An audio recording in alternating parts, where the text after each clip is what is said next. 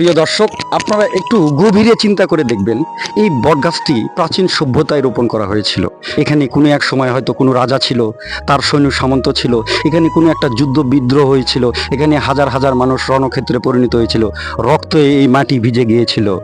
এই জায়গায় এই আশপাশে হয়তো কোনো নদী ছিল, কোনো জেলে ছিল, মাঝি মাছ ধরতো, কৃষক ধান খেতে ধান কাটতো। কি অবিশ্বাস্য, তাই না? বিশাল একটি বটগাছ, প্রায় 500 বছরের পুরানো ইতিহাস ধারণ করে সে এখানে রাজত্ব করছে। এশিয়া মহাদেশের ভিতরে সবচেয়ে বড় একটি বটগাছ, ধামরাইয়ের যাদবপুর ইউনিয়নের 60টি গ্রামে অবস্থিত এই বিশাল বটগাছটি। কথিত আছে এই বটগাছের যেমন গৌরব উজ্জ্বল কথা আছে, ঠিক তেমনি এখানে কিছু কুসংস্কারও থাকতে পারে। আমার সাথে এখানে আছে এই এলাকারই গণ্যমান্য কিছু মানুষ। আমার পিছনে তারা দাঁড়িয়ে আছে, তারা এখানেই বসবাস করে। এই বটগাছটির ইতিহাস তারা ধারণ করে। আপনারা একটু লক্ষ্য করলে দেখতে পারবেন, এই বটগাছটি প্রায় 5 বিঘার উপরে 509 মিটার জায়গা জুড়ে এই বটগাছটি বিস্তৃত। তার শিকড় এবং তার ডালপালাগুলো বিস্তৃত হয়ে এই পুরো 5 বিঘা জায়গাটাকে দখল করে রেখেছে।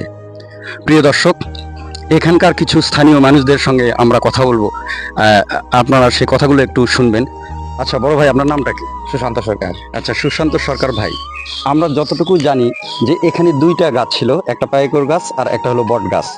তো এখানে আমরা যে ইতিহাস ঘেঁটে দেখেছি, দেবিদ্দাস বংশের সেই সনাতন ধর্মের কিছু মানুষরা এখানে 2টি চারা রোপণ করেছিল, একটা পাইকর একটা বট গাছ, এবং তাদের ভিতরে বিয়েও সাধিত হয়, তাই তো? সঠিক। আচ্ছা, তাহলে এই যে সংস্করণটা, এই যে পুরনো ঐতিহ্যটা, এটা আপনারা কিভাবে দেখেন, এটা আপনারা কিভাবে মূল্যায়ন করেন?